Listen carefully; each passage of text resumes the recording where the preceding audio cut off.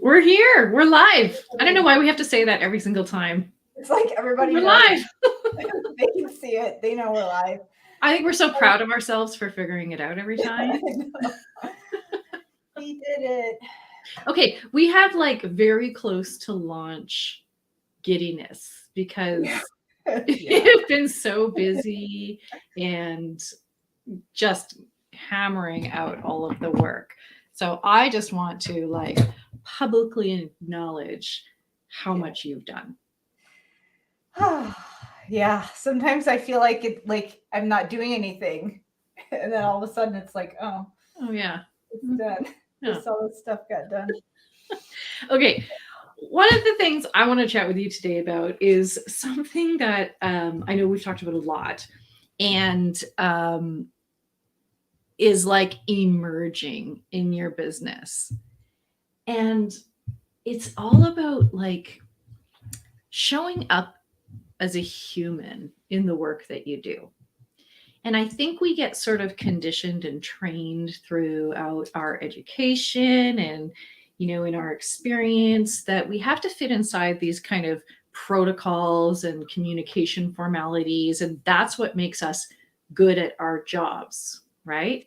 Mm-hmm. What actually makes us good at our jobs, particularly with the people that you are serving and in business, is when we show up as a human. And I think that you had this experience recently when you really sort of shifted the way that you're writing and communicating to your own audience. Yeah. Do you want to talk a little bit about that? Yeah. I mean, it's been a process throughout the last few years. I always try to be as authentic as possible, but when you're learning new skills, you're learning how to be a copywriter and you're learning just the format for what you're doing. I think that it's tempting. And this is in the marketing world. This is in the clinical world as well. Like the templates, the scripts, the protocols. And I'm actually a big proponent for using protocols for a lot of things.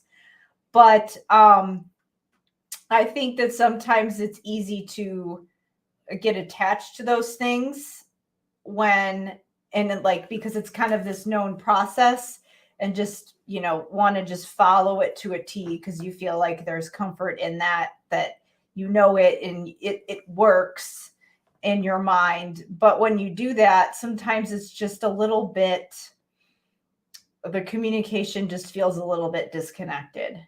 And we were writing launch emails and the enrollment page for the course. And it just hasn't really been easy. The writing hasn't really been easy this entire time. It's just been really messy. And I do like to have kind of a process, but it just, I feel like I kind of went off script a little bit this time.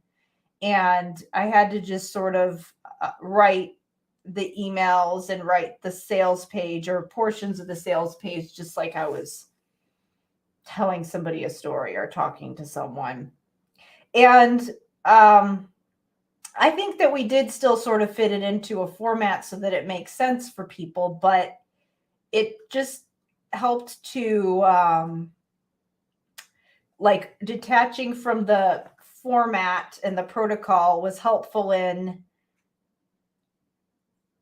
I don't know what the word I'm looking at. Like it helped me get unstuck, I guess. Like when you're looking at something and you're trying to figure it out and you're trying to figure out what you're doing wrong, I think sometimes just getting out of the routine can be helpful. So totally.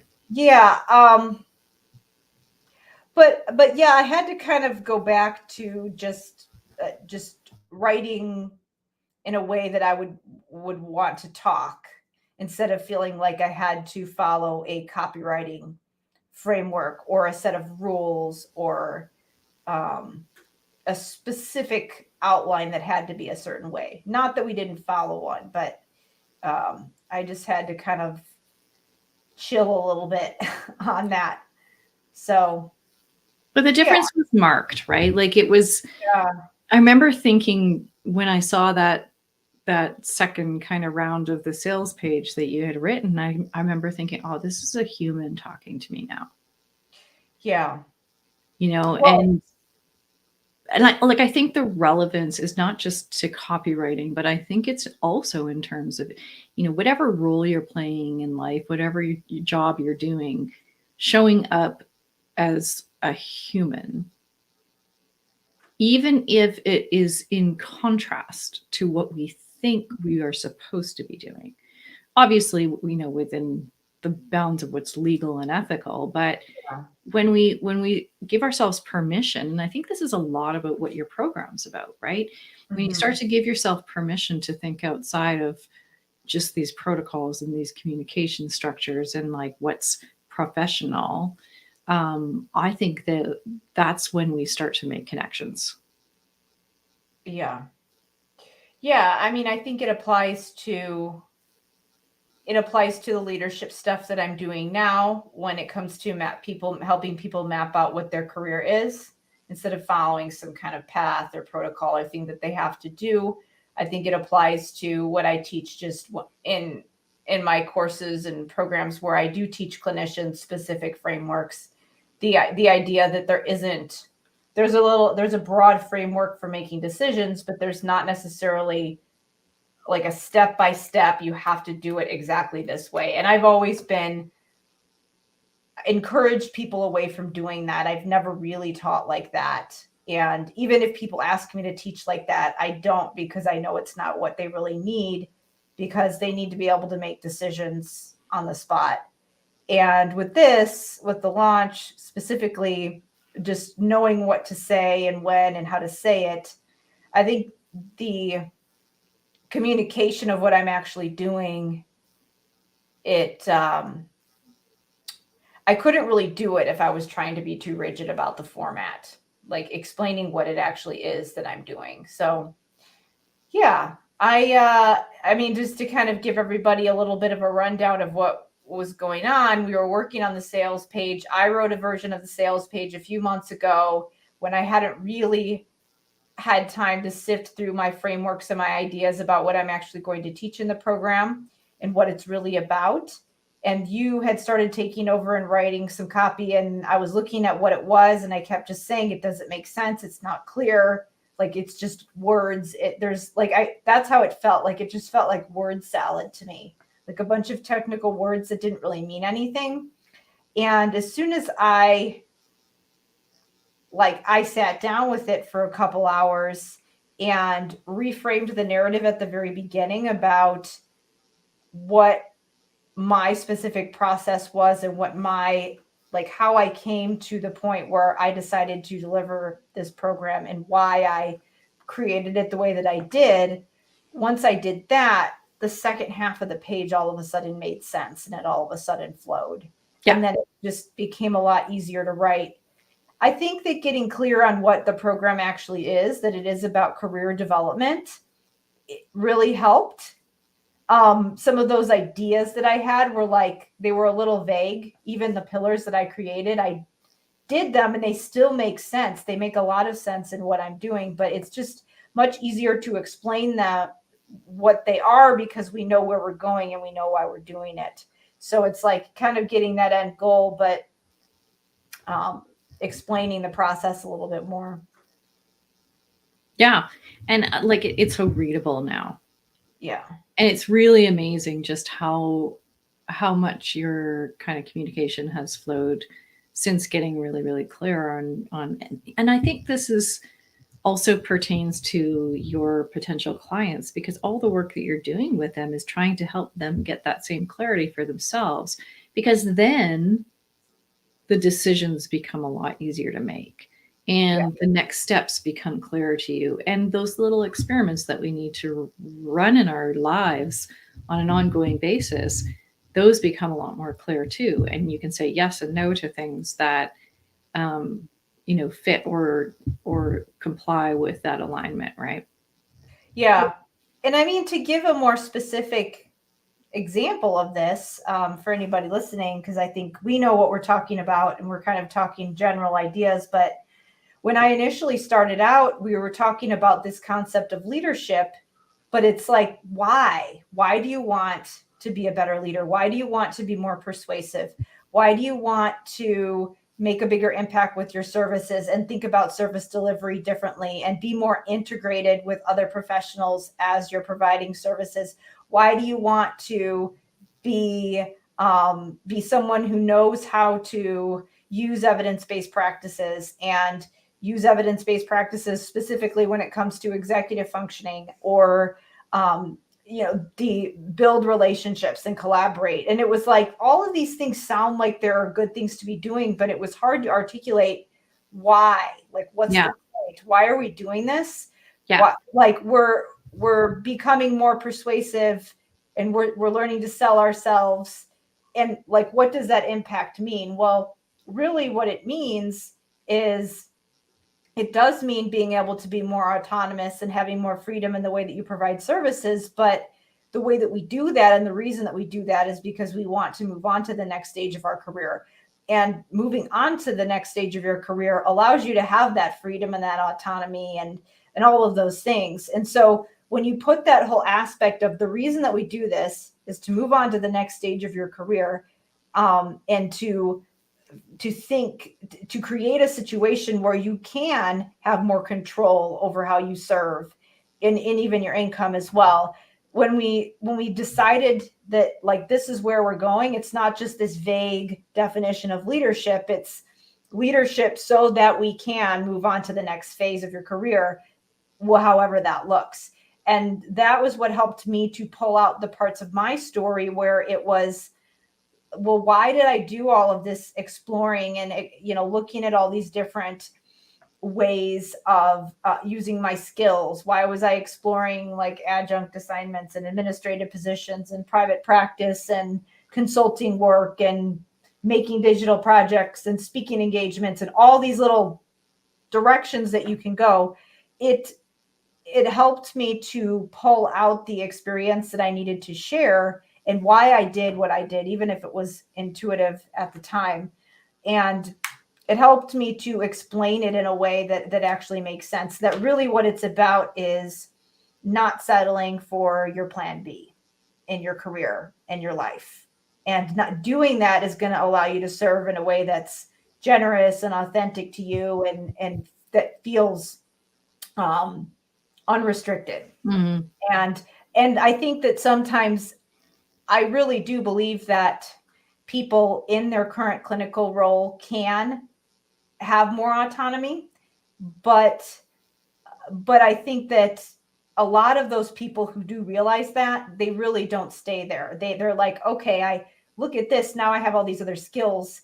They want to move on to the next stage, even if maybe they do keep their clinical position and they add things on the side, or they do some kind of a hybrid thing.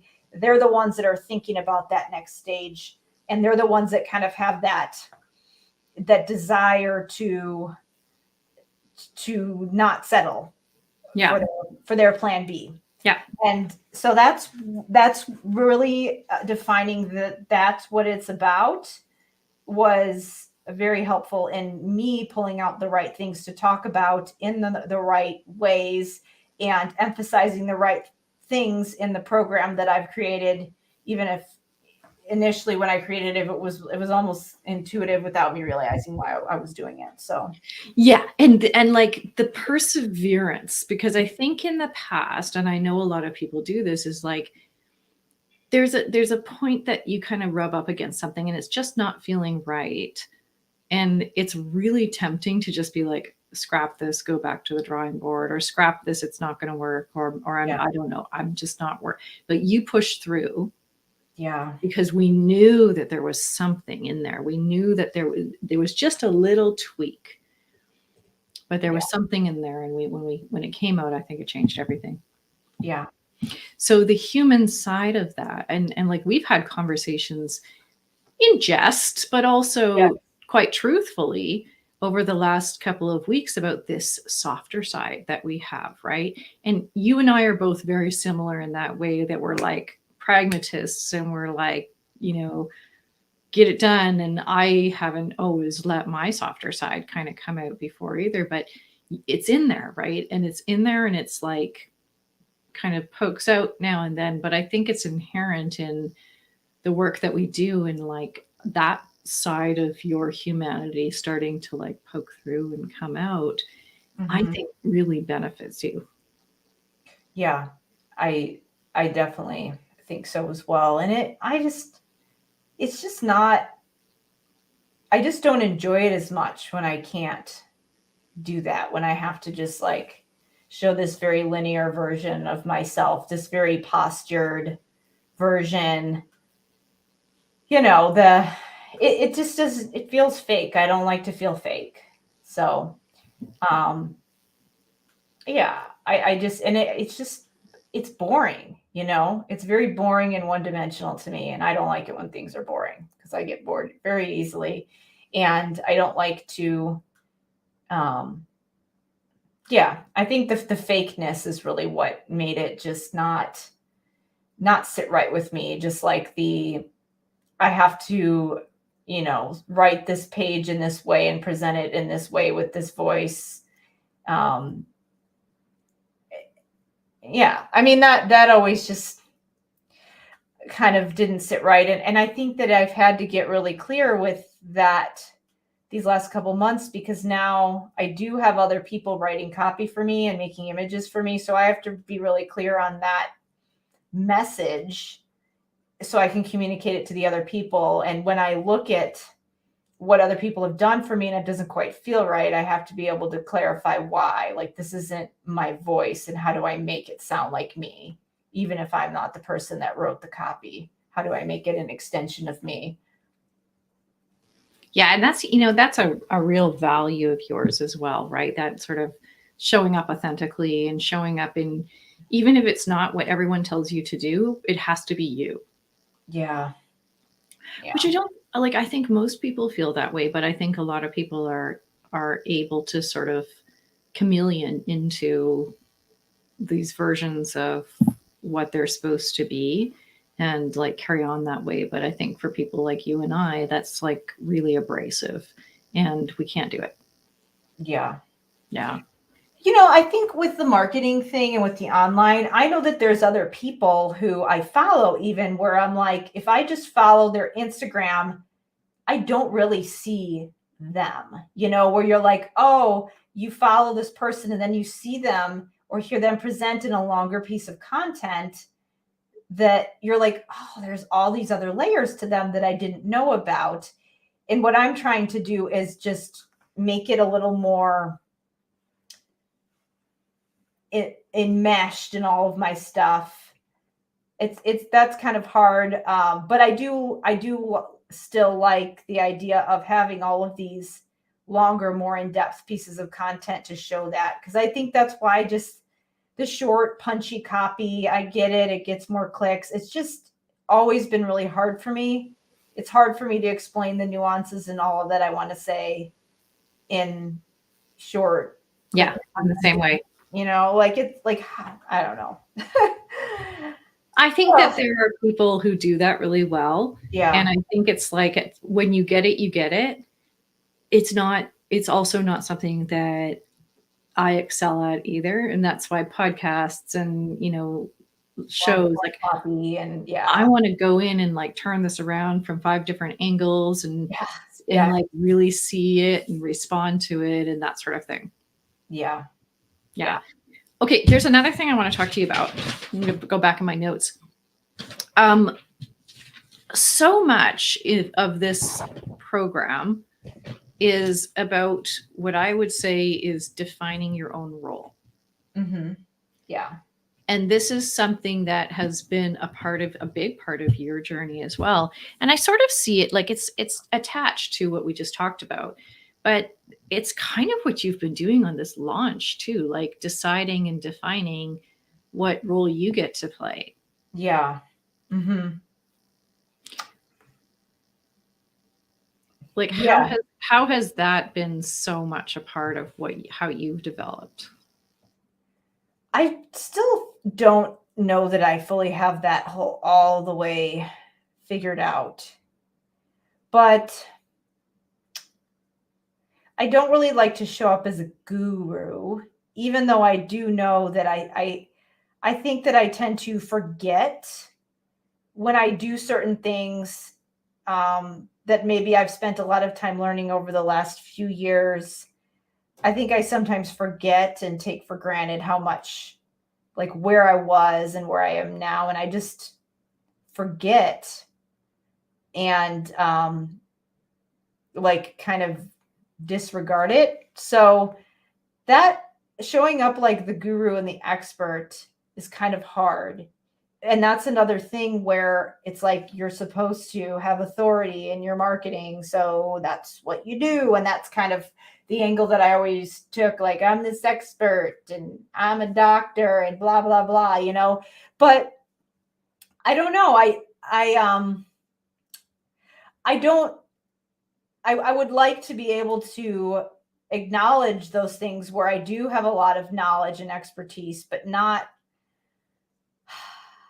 I don't know, but be less guru-ish about it. And figure out a different way of leading people. And I think that the shift for me is similar to what a lot of people have to do if they are in an administrative or leadership position, if they're leading people in educational or even medical settings, where if you want to advance to the next stage of your career and you want to be a leader and not somebody who is doing the direct clinical work or direct work with students or clients, you have to be able to take your knowledge and lead other people who are doing things that have a lot of knowledge in one specific thing that you don't know about, and you have to be able to lead them. Every single person who's in a leadership position in a school district, for example, has to do that. And I think what was kind of hard for me was to just wrap my head around that idea of how to do that. And the idea that I don't have to be able to know all of these people's disciplines, because if I were actually going to be in a leadership position as an employed person, I wouldn't be doing that either. That nobody in a leadership position in those particular settings has that person doesn't exist that knows everything about everything. And so that's been the thing that I've been sitting with, feeling like obviously it's great. You have your knowledge, your expertise, and your things that you know about that you can bring to the table, but that's not the only way that you can guide people and lead people to a specific outcome. And that's what I've been telling myself as I'm preparing for this program, because there are a lot of things. There's so many different visions and things that I want to be able to provide for people in this program or guide them through, that, like, I can see the bird's eye view of how it looks, but I don't have every single bit of the nuts and bolts tactical things in these areas. But just the idea that that's not always necessary to help people get to where they want to go. So that is kind of the shift that I've made, because that's not typically, obviously in a clinical or educational leadership position, that's how it works, is that you are leading people who are in disciplines that you were not in. But when people create online courses and when people do it as a business owner, it's like we throw that knowledge out. Like we forget that that's a thing that you can do. And people, it's like, you got to be an expert. You got to, niche down or whatever. And I went that expert, I don't want to say guru route, but I definitely went into my area of specialization in my other programs, which is great because, that's helpful to people. I enjoy doing that. But this has been a shift for me. So in that respect. So, and we've had this conversation several times that, the intention and the value inside this program is not tactical. Yeah. Right. Yeah. And I think that a lot of service providers, a lot of people who work in a service-based role, they still have this orientation that tactical is always valuable. Yeah. But if I can give you something sort of tangible and tactical, then you're going to see value in it. And that's why we always end up, I have been totally guilty of this. And that's why we end up trying to default to delivering something where we can very tangibly say this is the value.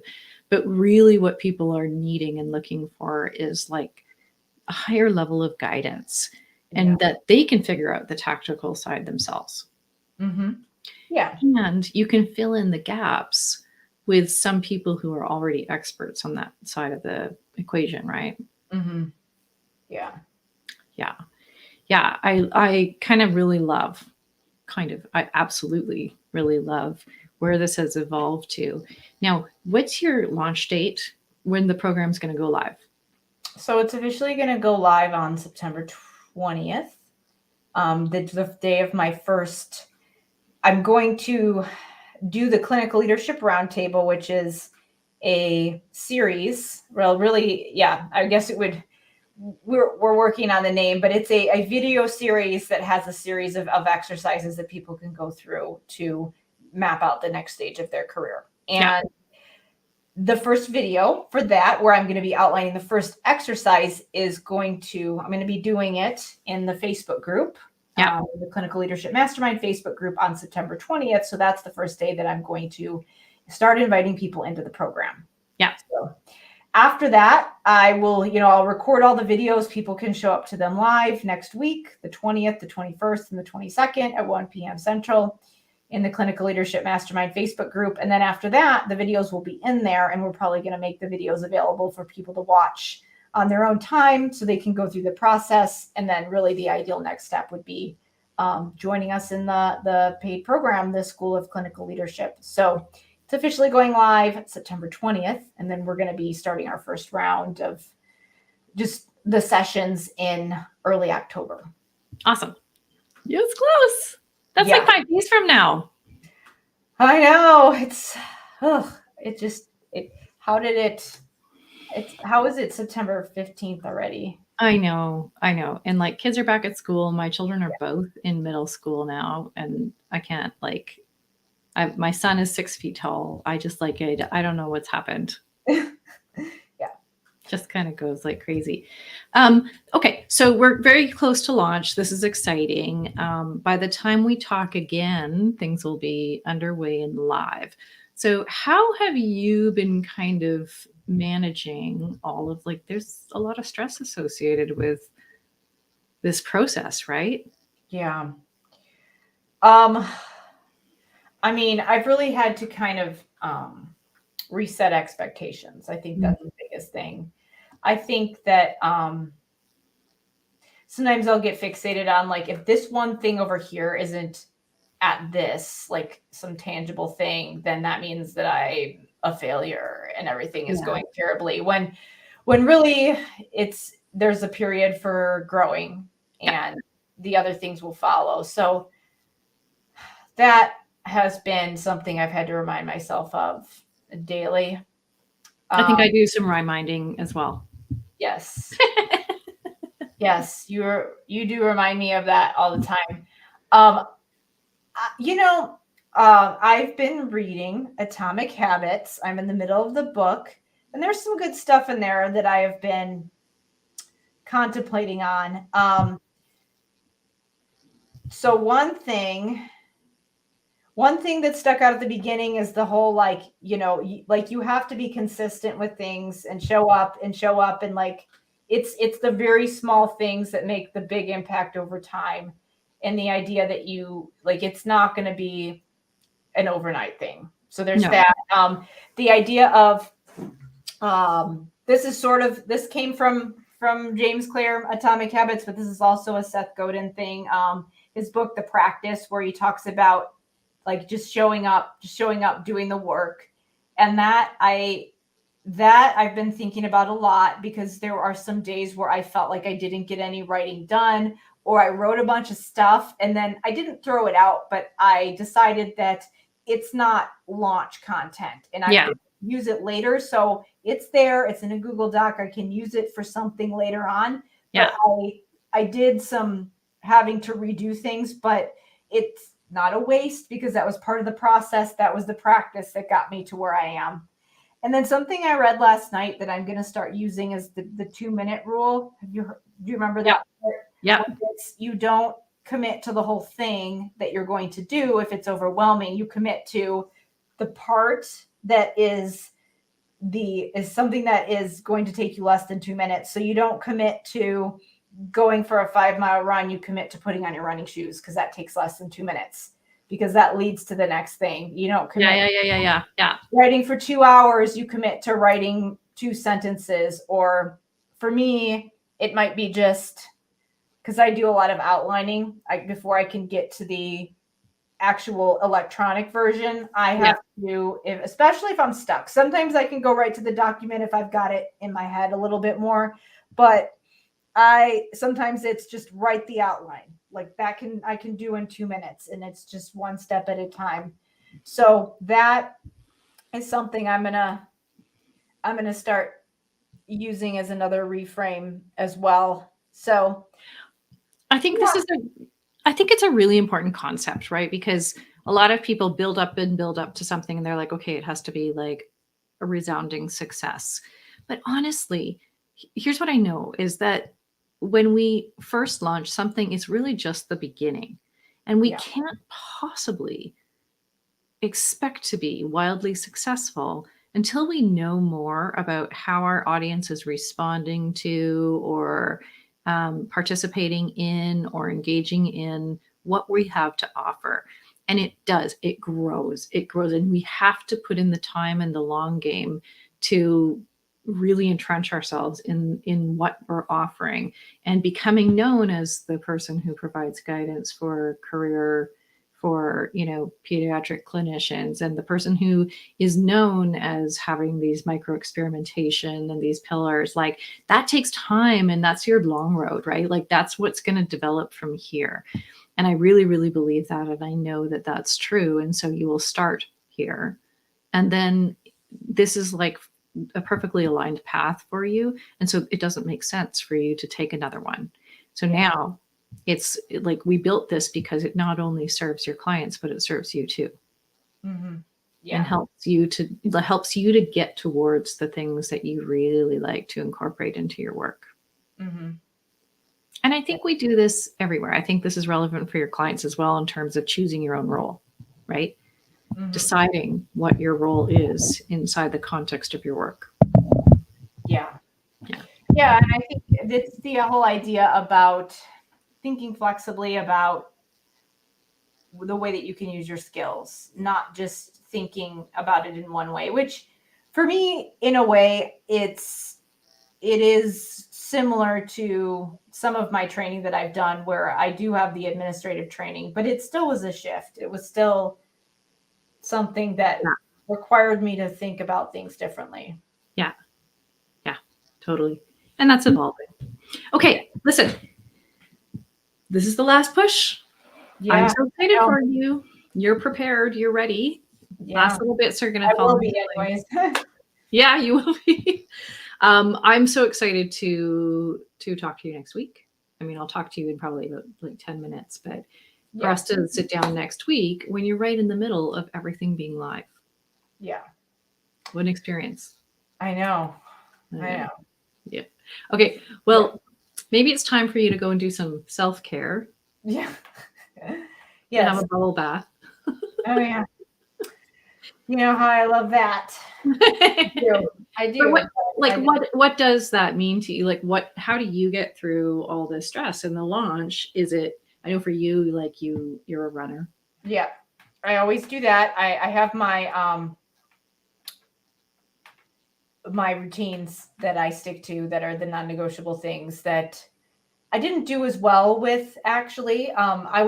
So when I first started my business, actually, I was training a lot, and then I just stopped because I was a little burnt out on it and I needed a break, but I just stopped doing everything, and I totally replaced one addiction with another. So I was running all the time and training all the time, and then I was working all the time on my business. So it wasn't necessarily the most, it wasn't the healthiest of transitions. And so this time, or well, now I've kind of gotten to where before I started my business, my run and my workout was always a non-negotiable. It wasn't an afterthought, and it started to get that way where I would just not eat right during the day, and then I'd feel gross when I was trying to work out and stuff. And so now I do the things, I do what I'm supposed to do, and the work still gets done, and actually more work gets done. So I have to block out those non-negotiables in there. Yes. And yeah, I usually work out in the morning, and then I walk my dog in the afternoon. That's my routine. But yeah, but I'm more along the lines of that. If I think this is kind of another Atomic Habits thing, maybe, but starting the day the right way, it really does create kind of an anchor and a structure. And so that has been important as well, because I think that when you commit to certain routines and habits and you do put the work in to follow them, then you actually can make time to do those things. Because I, in the past, have not been great about being accountable for the self-care, or like for the structure. It's, I hit the snooze button, and so I thought, oh, I'll eat breakfast later, and I'll just drink some coffee now, and I'll work out later, and I'll just, sit here, and write my copy and just do that. And then I would get sucked into that, and I wouldn't do the other things. And this time around, I don't want to do it that way, because the work still gets done. I'm actually more productive. Yeah. When I just, yeah, start the day the right way, and stick with certain habits to create some structure in the routine. Yeah, I agree. Absolutely. All right. Launch week. Yep. Okay. So all right. We'll next week we'll have a report. I'll have done some of my lives, and we'll see what's going on. Yeah, here we go. Awesome. Okay.